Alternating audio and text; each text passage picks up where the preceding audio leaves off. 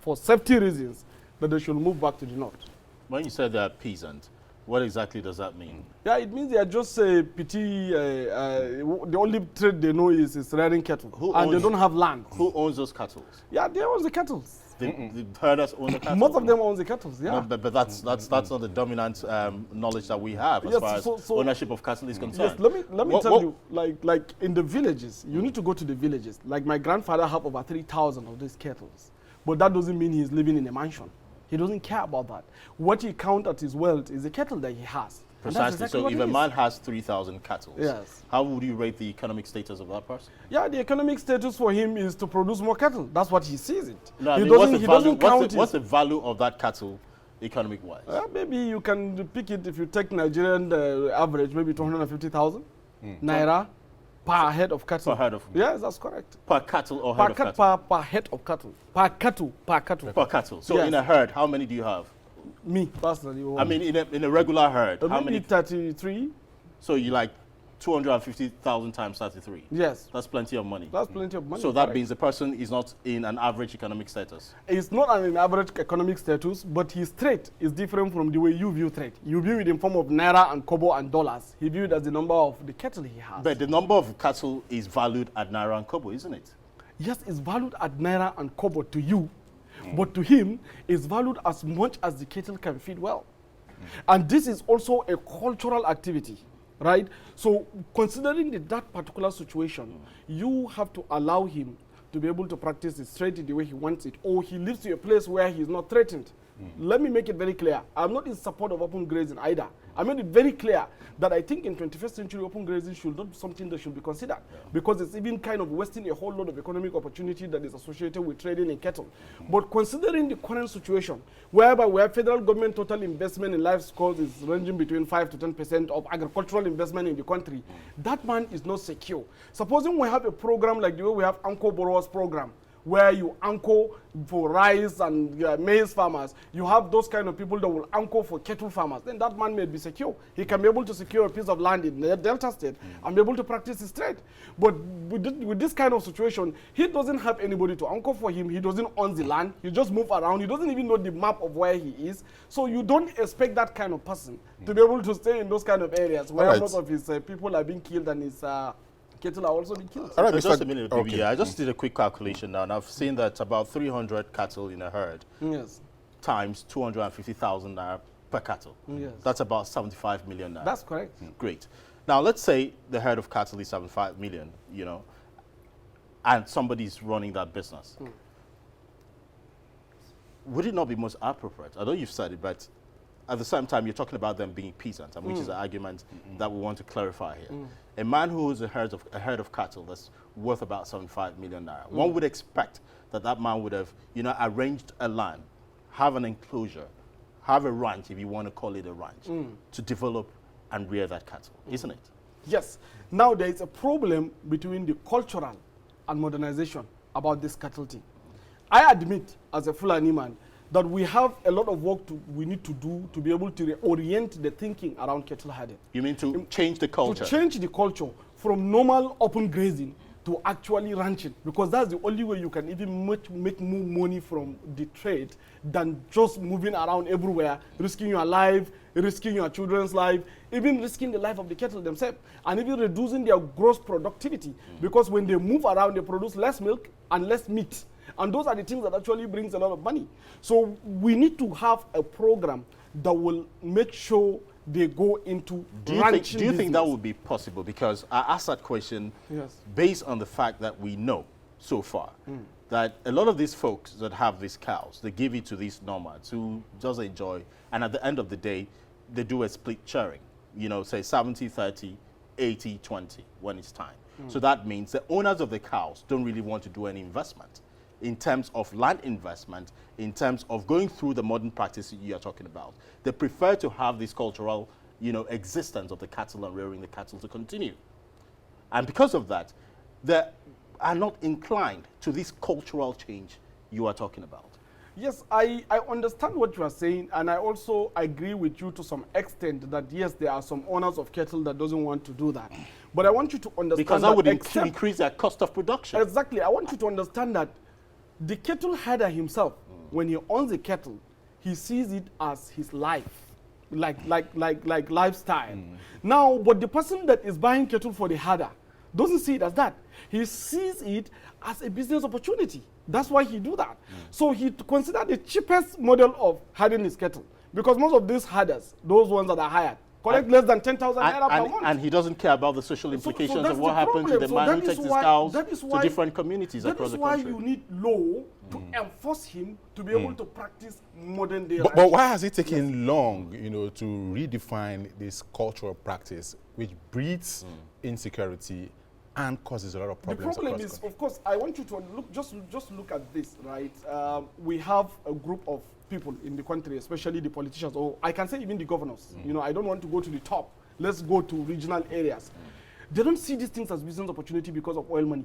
Money is coming from the Delta, and they get this money and then share among themselves. And they're losing that huge economic opportunity, and there is no incentive for them to see these things as actually a business value that can in turn give them tax to continue to run their states. And that is why there's total abandonment of that model.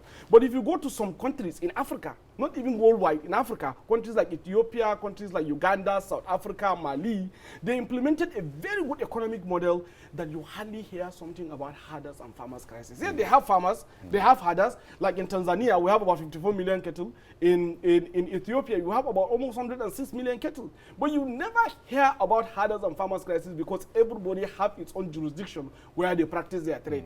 You know, so that is exactly what I think disincentivize our policy makers to see the need for them to implement the necessary policies that will bring about a transformation of that practice over time. All right, permit me to read this quote credited to you and one of the national journalists. You said, "I perfectly agree with this proposal. All Fulani present in southern Nigeria should come back. We shall use the cattle, process the resources, and sell over the world as finished products. Cattle have more economic value than the entire oil and gas reserve we have in Nigeria." All right, that's absolutely correct. Absolutely correct. Why? Because you see, one of the biggest problems we have in terms of value, I'm not talking about in terms of money, is job. Majority of the problem we have in this country, the economic poverty and the deprivation that we have, is simply because there are no job opportunities. And if you look at the economic value of independent cow, each one of them can give at least 3 jobs. Now we have about roughly 30 million cattle in Nigeria. Now if you take just a quarter of that, imagine the total number of job opportunities it's going to create. I can give an example, like I think in 2021, the Minister of Agriculture released the total agricultural import in Nigeria, where milk alone, we import about $1.5 billion worth of milk in Nigeria. 60% of our consumption, we have to import it. And that $1.5 billion, if you divide it into average labor wage in Nigeria, that's about $125. You have 10 million jobs that is wasted out there.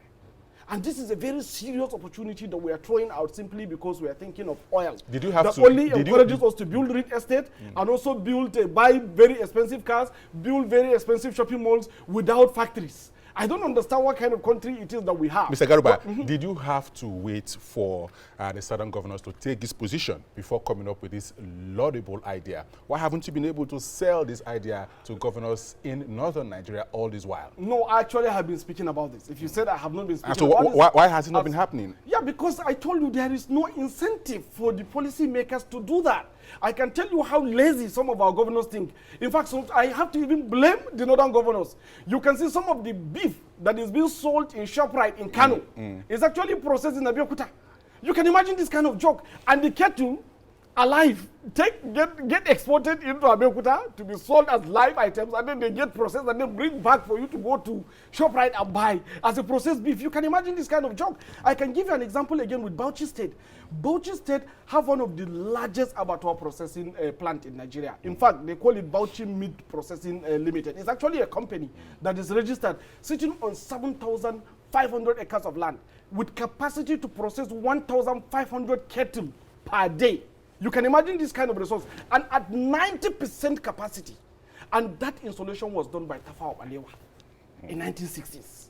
Now, Tafawa Balewa did this. From that moment till now, nothing is done in that place. I think if you go and see the general manager and the way they operate the place, you'll be so shocked. My company even wrote to take over the place, to concession the place. There was no response. We have been planning to write again, simply because that place alone is capable of providing 50,000 job opportunities for the people. But everybody is coming to Abuja to wait for hangout.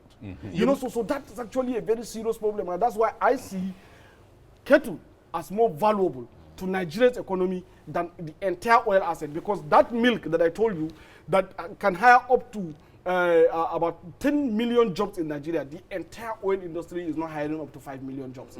You can check that. So that means we need to value cattle as a business opportunity, not just as a cultural practice or activity. Great. So let's take the conversation there, making cattle business be a business opportunity, not the current situation where we're having cattle everywhere on the cities and the rest of it. How do you change get governors who are in a position to, get these kind of ideas implemented, to think towards the direction? One. Secondly, the private sector has a huge role to play in all of this. That's right. You've talked about, the businessmen or individuals who own herds of cattle and give it to young boys to take them around. There are also private citizens, and most of them have fat bank accounts. No, sorry. How can they come in to, create this kind of value chain which you're talking about in terms of the cattle business, the beef that may come out of it, the dairy products potentially that exist in it? Now, the problem is trying to understand it as a very serious value that will come to you in terms of money. Now, when you look at the cattle market globally, it's about $384 billion. That's a large industry. Yeah. And per ton of beef only is about $5,000. And a ton of oil is about, I think, $507 or $508 as at this morning when I checked before coming to this program. So you can see the disparity. Now you look at what Brazil is making from cattle. Brazil make it a policy that per person that is born in Brazil today, there must be a corresponding cow. Why? Because of the business opportunity that's associated with their beef export, which is about $5.6 billion to China. Brazil export about 1.3 million tons of beef every year to China. And then US, Germany, when you look at the amount of beef they export and import at the same time, it's a big business opportunity. How much do we export in cattle value in Nigeria? That's the question we need to understand.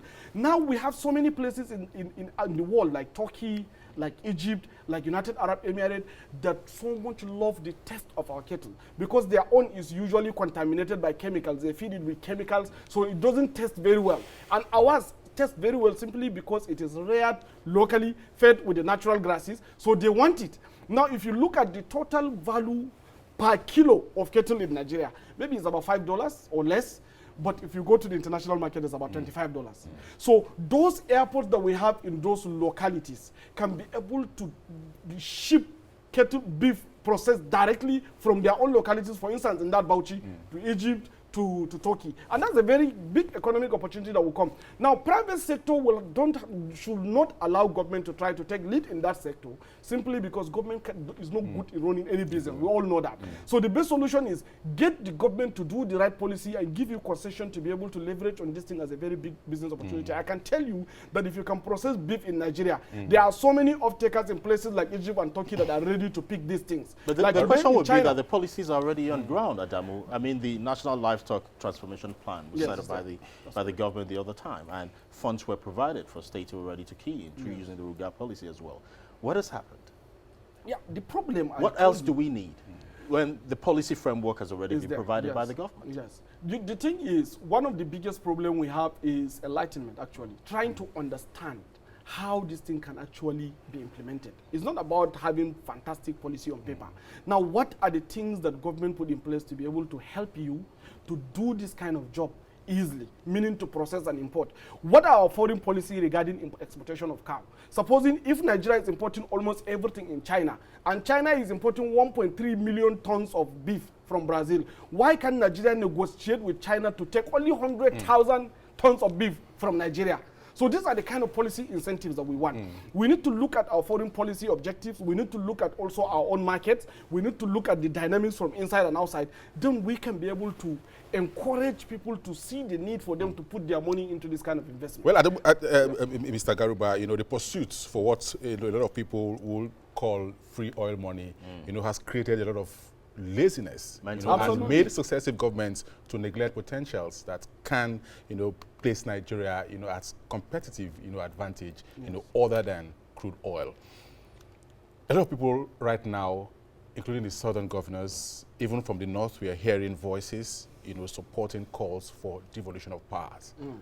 Do you support devolution of powers, the practice of fiscal federalism, so that governments, both at the federal and at the subnational levels, can begin to wake up and start harnessing these potentials, including agriculture, which you're talking about at the moment? Actually, I support devolution of power very well, but I have a concern from the political angle. If you see governors particularly pushing for something, they're actually trying to attract it to come to them. One of the biggest problems we have in Nigeria is the governors, not actually the presidency, because the kind of power that they have and they exercise is actually something that we need to create a system where we check that. So devolution of power is a natural drive. It has nothing to do with policy. It's something that must happen. If we don't make it happen, it will happen anyway. Simply because if you look at the trajectory of global norms, we have empires, from empires to continents, from continents to nation state, from nation state globalization brings about capital cities.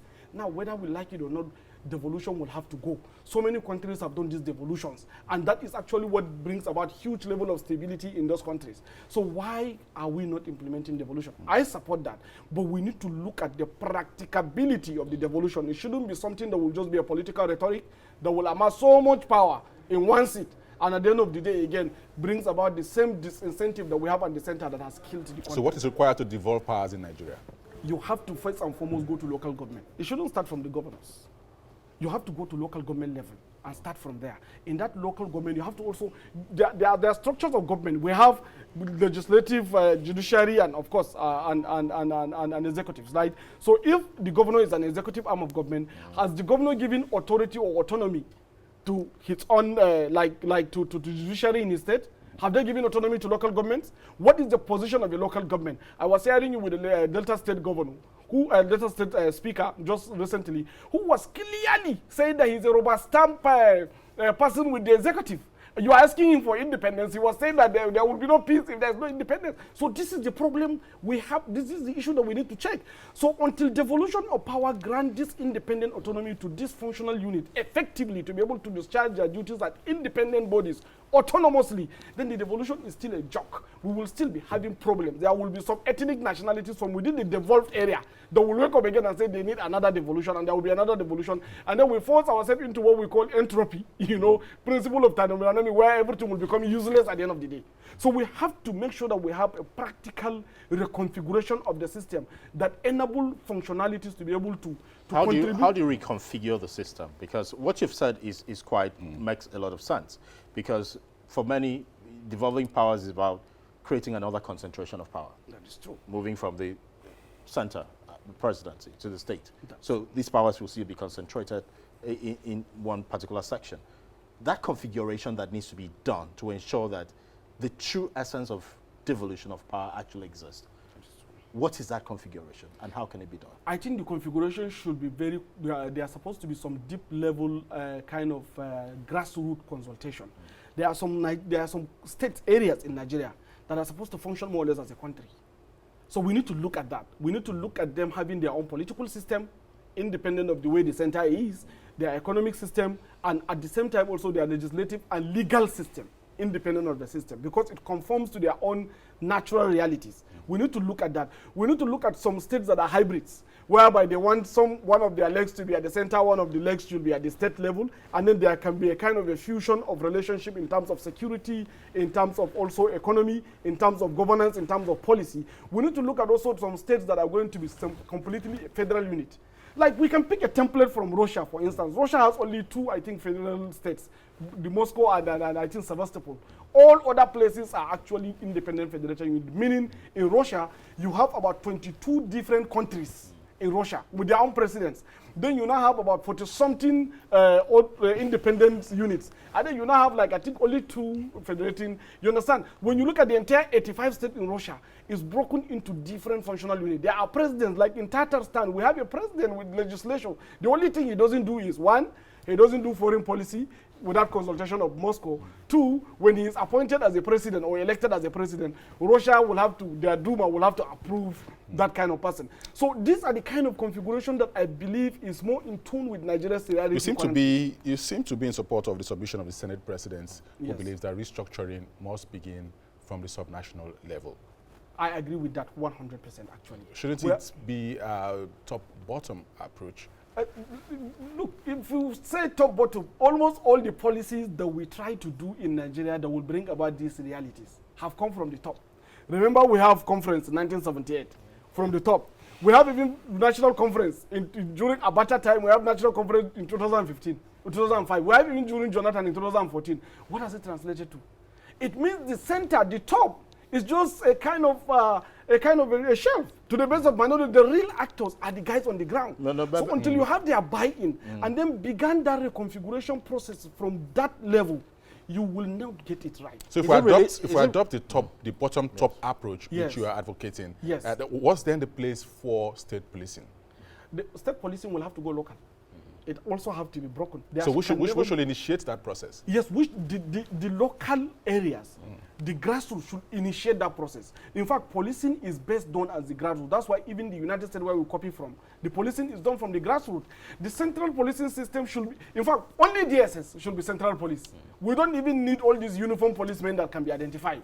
You know, we can have a hybrid police, maybe mobile, mobiles, where they sometimes can assist the state in rapid response, you know, in certain areas within a particular independent state. But they should not function as a federal police. All these black police uniforms should go back to the state. And then even from the state, there's supposed to be another devolution that goes to the local government. And then we create jurisdiction that clearly separate their responsibilities and terms of reference and terms of operations so that there can be no conflict of interest. Adam, this is also an aspect of devolution. Yes. And this is what it appears that the leadership of the National Assembly, which my colleague referred to, even the Senate President is not really disposed to.